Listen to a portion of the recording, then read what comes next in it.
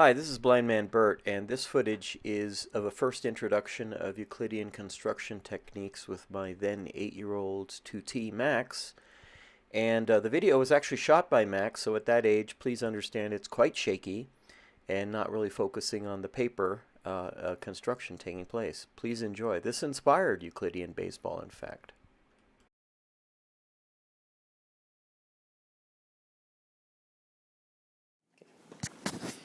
All right, I'm going to show you guys how to do a construction, a geometric construction on pencil and paper.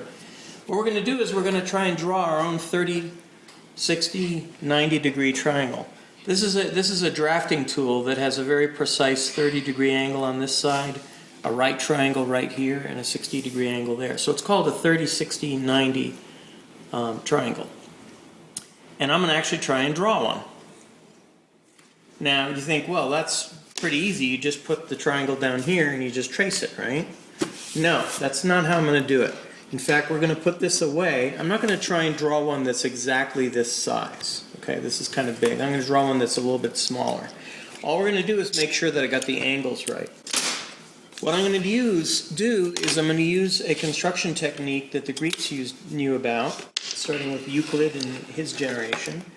And the only tools I'm going to have available to me are compasses. These are devices that you can draw arcs and circles with or measure lengths with.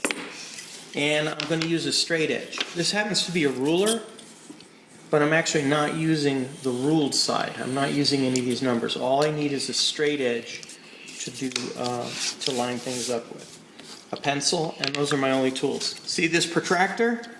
Not allowed to use that either. We're going to use that towards the end to check that I got things right. So I want to first outline the technique that I'm going to use.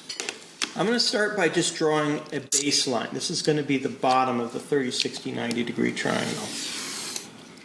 And then I'm going to actually draw a temporary which way is this ornament? Yeah, that'll work. I'm going to draw a temporary 60-degree angle by drawing an equilateral triangle. Okay, so my first goal is to get an equilateral triangle. This will be 60 degrees. Then I'm going to cut that triangle in half. That's the 30-degree triangle, right?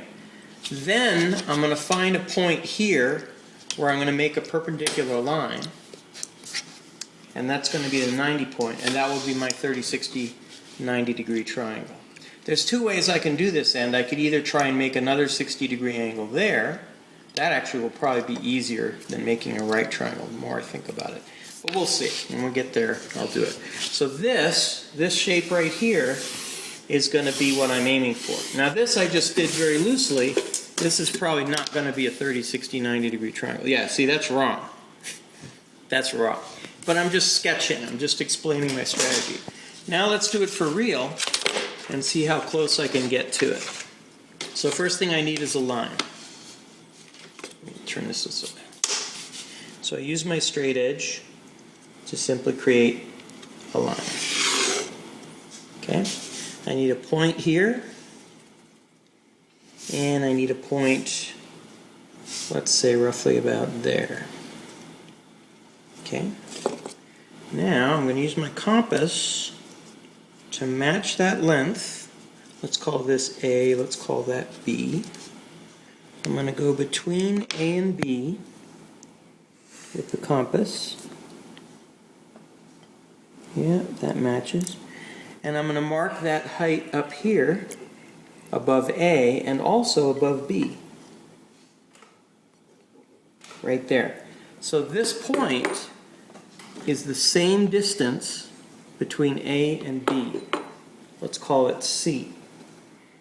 What I've now got is the corners of a right triangle, of a equilateral triangle. So if I were to draw this angle in right here, that would be exactly 60 degrees. Okay? But you know what? I don't need that because I'm going for the angle in between. I'm going for 30 degrees. So I need another point out here which is the same distance between these two. So I simply take my compass again. What I'm actually doing, now that I think of it, is I'm constructing a rhombus. I'll show you where the rhombus is. Here's D. Okay, you see the rhombus? ABDC, that's a rhombus. And it turns out this angle on this side is 60 degrees. Okay, I don't need to draw any lines between these because the only thing I really wanted was this between A and D. That's my 30-degree angle. Okay, so I'm saying that's exactly 30 degrees, or pretty darn close to it. Now I've got two ways I can do this last step. I'm trying to think what would be the easier way. How big should we make the triangle, do you think, Max? Should we finish it right there? Get it to about here? Yeah, a little bigger, a little smaller? How about right there? Let's call that E. All I need to do now is find the perpendicular line down here where this matches up. And that's actually really easy to do. The way I do it is there's a couple of ways of doing it. The easier way is to use this divider, because now I'm talking about a fairly big, long distance. Yeah, and what I want to do is I want to mark on this line. I have to extend my line. It's not quite long enough. So let's put it back on here and draw it out a little further. There we go. Okay, I need to have 2 points that are the same distance from E and that cross this. So I'm going to put one there and one here. Yep. Okay, so these are both the same distance away from E. Now I need to find the point in between those two, and that's going to make the right angle. So the way I do that, I go back to using my compass, and I want to have something a little bit wider than this halfway mark, like so. So we go put one mark above, one mark below. Oh, I'm almost running out of paper. And then over here, from this point, which I didn't really give a name. Oh, perfect. Look at that. Look how close to the edge I got. So this right here should cross the midpoint, and if I line all of these up, that should be my 90-degree angle. Yep, they all line up. Everything is hunky-dory. So I bring that down. Now let me just do a little bit of erasing to get rid of that extra line. We don't need that. I like those erasers. Yeah, these gum erasers are pretty cool. But I'm done. That's my 60-degree angle. This is my right angle. 30. That's 30. Let's see if I got pretty close. Wow, I almost matched the size too. If it was just a little bit bigger, it would have been exactly the right size. Yeah, actually. So check it from above, Max. So I'm looking at the 30-degree angle, and that's pretty darn close. I'm looking at the 60-degree angle, and I don't see any error there. And I'm looking at the 90-degree angle, and yeah, I hit within about a half a degree, I would say. That's a 30, 60, 90-degree triangle. So I was able to, without using a triangle, I was able to draw this triangle just using what the Greeks used: compass, straight edge, not even a ruler. I don't even need those inch marks, and a pencil. And that's the essence of what's called Euclidean construction. These, well, actually, not the pencil, but these are what Euclid used, or whatever his name is. Right. He actually also used a pencil. He did? Because Max, how are you going to draw against the edge of this? Oh. You're not going to use one of your compasses. You still need a marker. Oh, okay. So you need a compass, straight edge, pencil, piece of paper. All right, signing off. That's how you do a 30, 60, 90-degree triangle. Man, I couldn't do that. Well, you're going to learn how, Max. Now, you have to understand that. Let me talk a little bit about what I did there. There's a couple of things you just learn how to do. Like to make a 60-degree triangle, a 60-degree angle, you know that you have to think, well, what I want is an equilateral triangle. So you just have to learn how to make an equilateral triangle. And there's actually a circle involved. There's two circles involved. I don't want to get into it. But basically, you make the 60-degree angle first. And then I say, well, I don't actually draw that because I don't really concern myself about the 60-degree angle. I use that to get to the 30-degree angle. So there's kind of a cutting in half step, right? Now you've got this nice long angle here. You just have to pick a point above here, and now there's a separate set of operations for finding the midpoint between these two dots here, which is where the right angle is going to go. So that's called the perpendicular bisector of these two lines. Here again, you're constructing another triangle. There's another implicit triangle right here between these two, and this time it's an isosceles triangle. These two sides are equal, that's not. And that's how you know there's going to be a right angle at the bottom. So all of these things, there's a little bit of theory involving triangles, but once you practice this a little bit, it becomes second nature. You just have to know what the individual operations are. So I know I would say this is an intermediate level drafting to be able to know how to do a 30, 60, 90 degree triangle. So you just have to know first how to make a 60-degree angle, how to cut any angle in half, just happens to be a 60-degree angle to make a 30, and then how to find a perpendicular bisector. So it's really just those two steps. Cut a 60-degree angle in half, perpendicular bisector, and then you're done. But then to actually do each of those steps, to create the 60-degree angle and cut it in half, there's some steps in there. To do the perpendicular bisector, there's some steps in there. It's just a matter of researching what those steps are.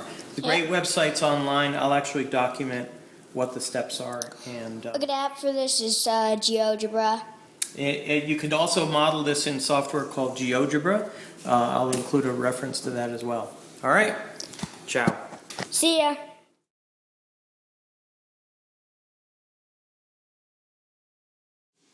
Hello, people. All right. So my name is Bert, and My name is Max. I'm going to show you guys. This is going to be my first attempt at doing this for real. I'm going to show you how to draw a pentagon using only a compass, a straight edge, and a pencil. This is the way they would have done it. Hey, you didn't say pencil. Well, you need something to draw with when you're using a straight edge. That's allowed. You can have a drawing tool. Compass, straight edge, and pencil. Those are going to be my only tools. First, I'm going to explain what I'm going to do. I'm just going to sketch it out. I'm not going to do this very exactly. The first thing we're actually going to start with is a circle around a point. And what I'm going to do is I'm going to draw 5 points. They're going to be called, I'm just sketching, so this isn't my final thing. I'm just showing you the strategy. They're going to be named A, B, C, D, and E, and this is O for the middle of the circle. Okay? Origin. Okay. My goal is, if you imagine there's a vertical line coming down through here and a horizontal line going through there, my goal as part of this project is to get a circle inscribed right there. That was a horrible circle I drew. That looks more like an egg than a circle, but pretend it's a circle. It looks like a strawberry in a way. Well, this right now is just a sketch. I'm going to do this very exacting in a moment. We want to get a circle right in there. Once we do that, we're going to do this. We're going to take the middle of that circle right here, draw a line through it. Now I'll try to be a little more exact. Okay? And where these lines line up, if I make a circle, an arc through here, that's going to hit A and B. A right there, B right there. And if I hit an arc right through there, that's going to define where E and C go. So this is our sketch. This is what we're going to want to kind of attempt to do, but we're going to do it in a very exacting way using these drafting tools. And then once that's done, using Euclidean construction, it's considered illegal to measure things like actually count things out in the ruler or to use a protractor. So I'm just using this as a straight edge. In fact, to prove I'm using it as a straight edge, I'm going to put it with the ruler side down. Okay, so I can't see the numbers. Yeah, look at that. You can't see the numbers. I can't see the numbers. Except for you can't see numbers. I can see the barcode, yeah. Okay. That's cheating. You're being quite literal. Okay, so let's start with the origin. And I'm going to set a point up here, which is going to be the top of my circle. To get a perfect circle, I use the compass, putting this in the middle. Now, this is the first time I'm doing this, so I might make a few mistakes. Oh, One thing I need to get a brighter light, because I actually cannot see if I'm putting this pin. You have to help me, Max. Is the pin in that dot? My eyes are so bad. Yes. Okay. So what I'm going to do is snag right where that point is, and I'm going to draw a perfect circle around that. Okay? So these points are... That's an exact circle. Pretty much. That's No C and O. mistakes. Now, what I need to do is to get, for the vertical, I need to get a line on the, I need to get a thing. It's going to be a little lopsided because C is a little to the left, but that doesn't matter. What I need to now do is put a line through C and O. We're going to call this M down here. Yay, M for Max. Woo. Now, here's my first construction. I'm going to try and come up with the perpendicular bisector of this line. I'm going to try and come up with a line that passes through O but is perpendicular to this first line. And here the compass comes into play again. What we do is, I have to actually adjust it now so it's a little bit over halfway, is I go on to M and I make a couple of arcs. One there, one there. Now I go on to C. One there, one there. Where these things cross, that's where my bisector goes through. So now we just draw a line Not through quite. there. Wait. Yeah, I got it, Max. It's I a got little it. bit I got better. it. I'm allowing for the width of the pencil. Okay? There we go. Now, that's good. where these cross, that's a point right there, but I don't think I need that point. Oh, I actually do need to mark that point. So we're going to call it, let's say, S. Okay? Now what I need to do is do this operation again, where I get another perpendicular bisector so I can find the midpoint of this line. That's where the center of that inner circle is going to go. So to find the inner bisector there, we just have to adjust the compass a little bit over halfway, the distance between the two. So now watch what I'm doing. So can you see? I'm going, Max, you might want to move the camera so it's more obvious. I'll move my hand. I'm bisecting this line from S to O, cutting it in half, and trying to find the perpendicular bisector. Now understand that where we're headed with this strategy is ultimately to get a pentagon. Okay? Okay, so where those things cross, that's now the perpendicular bisector of this line segment, S and O. I know I'm going very fast, but I'm going to post a link that shows the construction I'm doing when I'm all done. Whoops. Okay. And you know what? I don't even need the bisector in this case. All I need is the point where it crosses right there. So this we're going to call L. I'm kind of making up these Points. labels a little bit, but it actually kind of goes with the construction link that I'm going to post. Now we need the line from M to L. Okay, that's going to define, oh actually no, now we need the circle. So now I need to pick up, draw that inscribed circle right here, centered at L, going, also hitting S and O. Yeah, it's actually a little off, but pretty darn close. So here's that inscribed circle, that's the key. So all of that we just did, doing the bisecting twice, first finding the perpendicular bisector here and then finding the midpoint there, All of that was to find the center of the circle and then draw the circle. So we're halfway there. Now what we need to do is draw a line between M and L. Right there. This is incidentally, this is a very complex construction. Doing a pentagon is actually a fairly tough thing. You'll notice that there's 2 points here where this line that I just drew hits that circle. We want to mark the first one up here, let's call that N. The second one down here, we'll call that, I think I already used S. So you did. I'll just call it Use T. S right here. Yeah, now it's not going to match with that link that I'm going to show you. But now we're almost done because all I have to do is draw the arc here between M and T. That's going to pick up the points A and B. So we just have to mark. Almost done. We put the little pin on M. We get the compass set to go right here at the crossing. Now we draw that arc. Boom, like so. This point right here is the first point on the pentagon, A. This is the second point, B.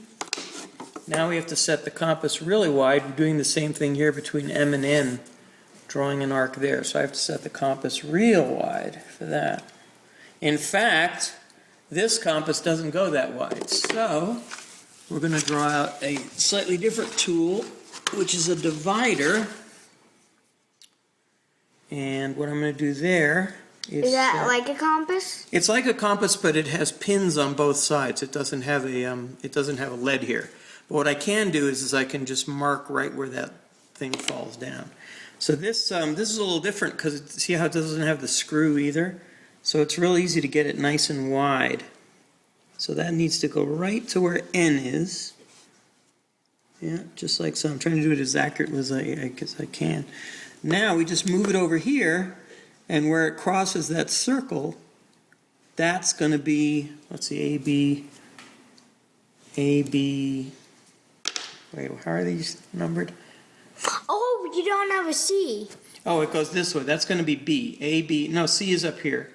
It's going to go this way. Actually, this isn't B. This is E down here.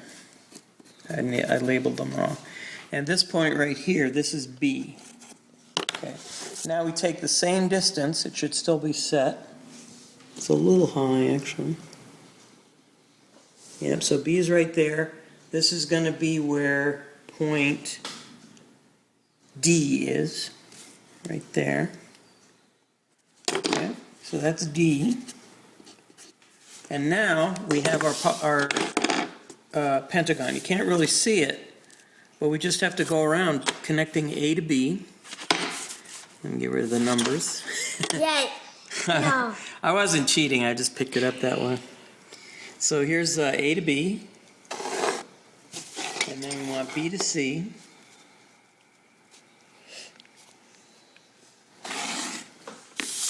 And then we want C to D.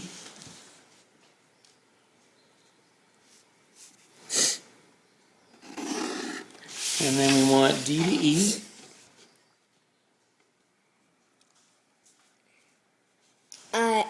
I'm starting to see the pentagon. Starting to see the pentagon? Yep.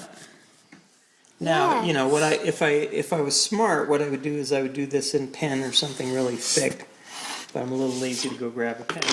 Okay, so there it is. And if everything went well... Oh, I see that. Do you guys see it? If everything went well... Yeah, look. See the pentagon? A, B, C, D, E. I'm actually back to going A the other again. way. But okay. Okay. Now, if everything is correct, all of the angles should be 108 degrees. So I'm lining up this protractor. And yeah, we really need to get a lamp here or something because I can barely see what I'm doing. It's too dark. It's actually kind of And like this is, oh, you know what? I have the protractor upside down. That's why it's reading wrong. This is a 360 degree protractor, so you got to make sure it's flipped right. Well, there's 110. Oh yeah, and these are rare. Okay, this is more like 107.5 degrees, so I'm a little bit off. Aren't these rare? They're not rare, you just have to specify that you want one. Oh, you know what would help? It would help if I didn't have the protractor. No, I had it the right way. I didn't have it upside down. Let's get the other protractor. Maybe the other one's Really quickly, can I go for a water break? No, hold on one second, because we're almost done. A to E, right here. That's pretty darn close to 108. I think it would be easier if I measure it this way. This protractor is weird because you want to get the rule using the top rule. So that's that angle. Yeah, that's about 108. This angle here. Wow, that one's wrong. Oh no, that's 109. So a little high. This angle here. I'm kind of doing this very quickly and I can barely see. Would whatever his name allow this? This is about 108.5. Would Euclid allow this? Yeah, I think I did a sloppy job. He'd be like, oh, that is a sloppy. Yeah, I think I could have gotten this tighter. That's 109 degrees. I wish I. I mean, it's close. I've got it within 2 degrees. I bet Euclid did it like he worked in nights and nights and nights. And this one is really close to 108. That's like 107.5, it looks like. Okay, so anyway, so you saw how it was done. I did it very quickly. I could have spent a little bit more time making it more accurately. But basically, starting with a circle, we can do this construction.